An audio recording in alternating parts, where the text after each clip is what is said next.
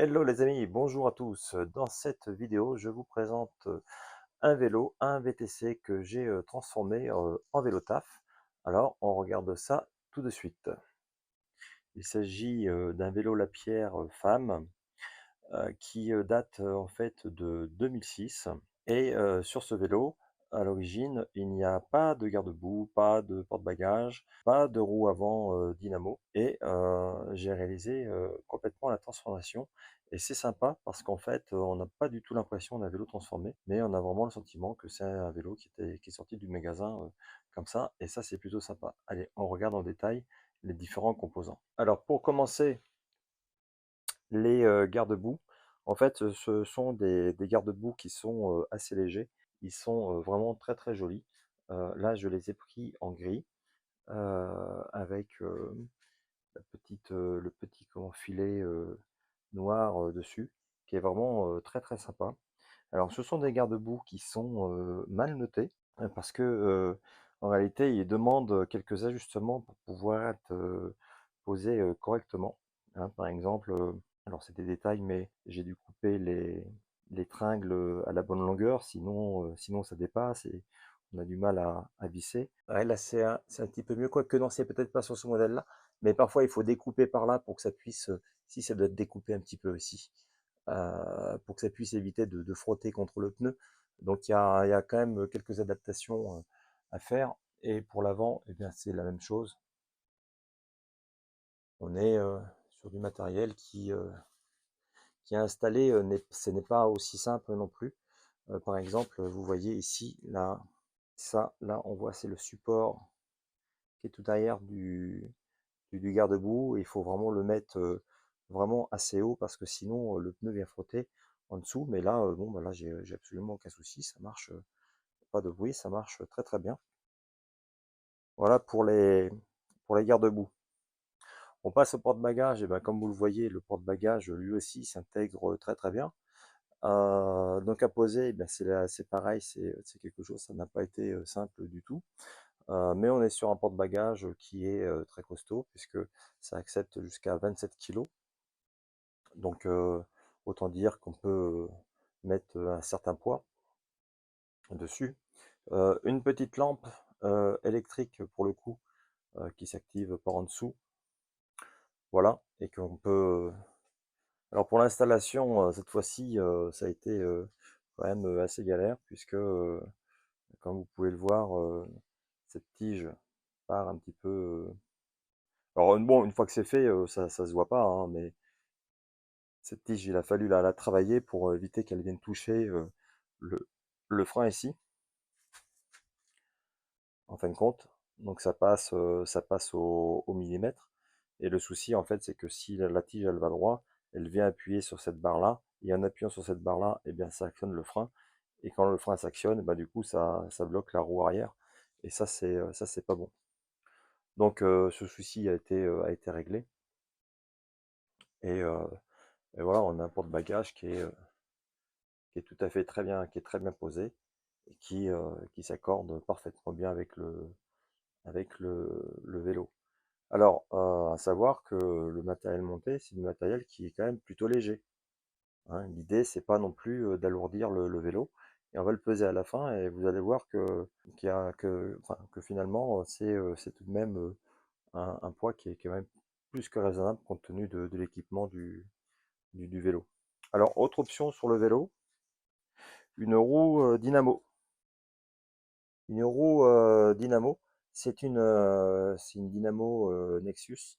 En fait, c'est un moyeu dynamo Shimano Nexus. Alors, comment ça fonctionne? Eh bien, en fait, vous avez un moteur électrique qui est à l'intérieur de la roue, et lorsque la roue elle tourne, hop, eh bien, vous avez de l'éclairage. Et en vrai, ça marche même plutôt bien. Hein. Donc ici, vous voyez la petite connectique qui est là. Voilà, c'est de là que part le courant et le câble, eh bien, il est caché derrière la fourche et il arrive ici sur la petite lumière.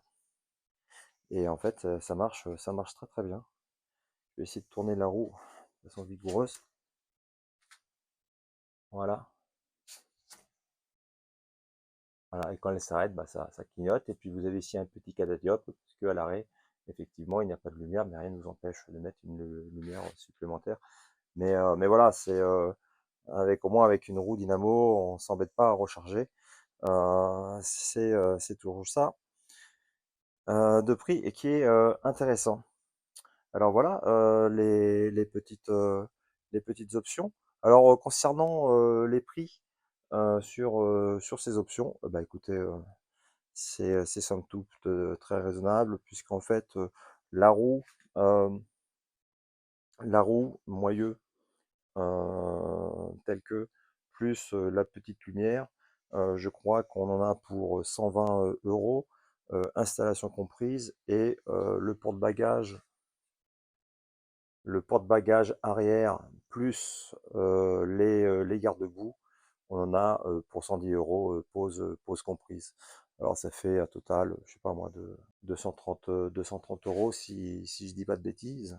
Et 230 euros de plus sur un vélo qui d'occasion peut se trouver aux alentours des 300 euros. Parce que c'est une belle machine ça, hein. Faut pas croire, mais elle est équipée en triple plateau avec 8 pignons à l'arrière. Les vitesses sont très fluides, ça marche très très bien. C'est un vélo qui a déjà 20 ans, mais qui va pouvoir en faire 20 de plus. Et honnêtement, c'est vraiment pas mal. Allez, je le pèse tout de suite et vous allez voir, ça va être une belle surprise. Alors voilà, je suis à 12 kg 660 le vélo, complet avec ses équipements. Alors pourquoi je suis aussi léger? Bah, vous pouvez regarder hein, sur les vélos, bah, j'ai vu sur Bike 24 par exemple, qui est loin d'être réputé pour être un site particulièrement cher. Vous avez des vélos qui sont en vente avec à peu près le même équipement, mais qui pèsent 14 kg avec une roue dynamo, des garde-boue, un porte-bagages à l'arrière. Simplement, vous êtes sur ces vélos-là à 1500 euros le vélo complet, quoi. Bien, alors voilà, comme je vous le disais, on est sur un vélo qui va être euh, tout à fait similaire, puisque vous êtes en VTC avec un porte-bagages, des garde-boue, une lumière avant dynamo. Donc le prix, on est à 1500 euros et pour le poids, on est à 14 kilos 100 grammes contre 12 kilos 6. Il y a quand même 1500 grammes d'écart. C'est quand même c'est beaucoup, hein. Qui est encore plus cher.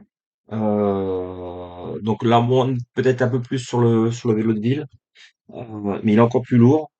Alors certes, il va avoir une béquille en plus. La béquille en plus, voilà, il est à 15 kg 5. Honnêtement, 15 kg 5 contre 12 kg 6, mais c'est 3 kilos. Dès que ça monte, vous êtes obligé de le sentir, quoi. C'est pas possible autrement. Donc vous voyez, votre ancien vélo qui n'est peut-être pas équipé de ces équipements, eh bien vous pouvez en effet à un moindre coût le remettre au goût du jour et en faire un vélo taf qui sera vraiment très agréable au quotidien et avec lequel vous pouvez emmener bah, évidemment des sacoches. D'ailleurs à ce sujet, on va tout de suite installer une sacoche sur le vélo. Voilà, c'est une sacoche Basile. Vous avez ici un système de clips qui va juste se clipser en fait sur les tubes du porte-bagages. C'est clipsé et puis ensuite vous avez ici donc ce petit levier que vous mettez comme ceci et la sacoche est posée.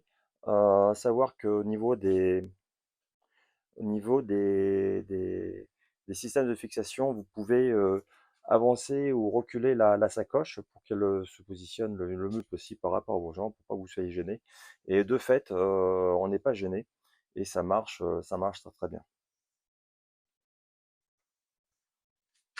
Un mot sur la petite lampe à l'avant. En réalité, c'est une lampe qui éclaire vraiment fort le jour. On la voit en plein jour. Et puis euh, la nuit, bah, c'est pareil. La nuit, la lampe éclaire suffisamment pour éclairer la route et puis pour voir où est-ce que vous mettez les roues.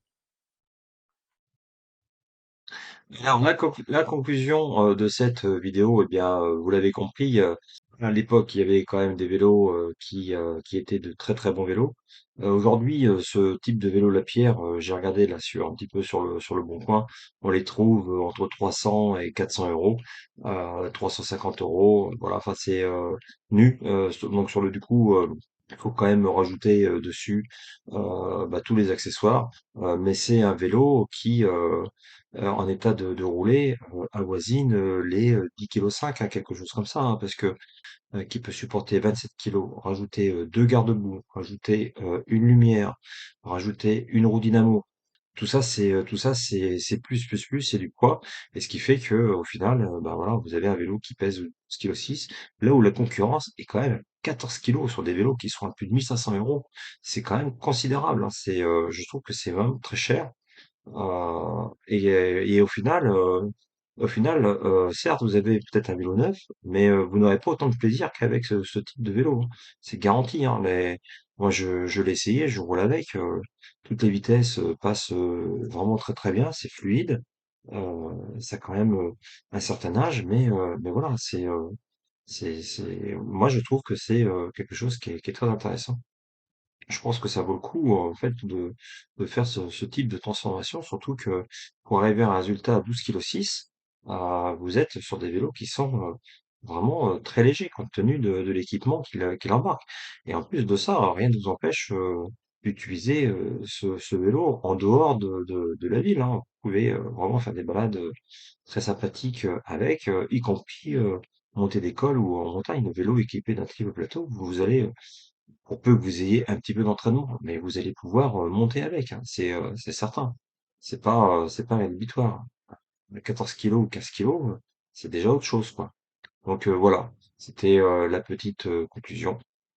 C'était donc la petite conclusion. Allez, je vous dis à bientôt, les amis. Alors voilà, cette petite vidéo de présentation de transformation de vélo est terminée. J'espère qu'elle vous aura plu et je vous dis à bientôt. En attendant, soyez prudents sur la route. Allez, ciao, ciao.